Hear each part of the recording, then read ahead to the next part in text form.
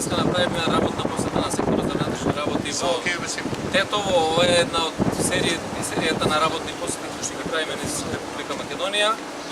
Овде сакаме прво отворено да дадеме поддршка на новото раководство на секторот за внатрешни работи во Тетово.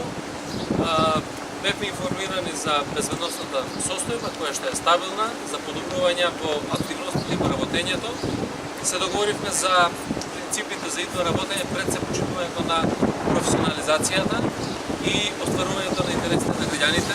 Разговаравме за следување на состојбите во неколку сегменти за зголемување на безбедноста во градот, намалувањето на кривичните дела, сето тоа се изготвени соодветни планови во кои што поставува на секторот за внатрешни работи во Тетово, заедно со работа и со Министерството за внатрешни работи во Република Македонија.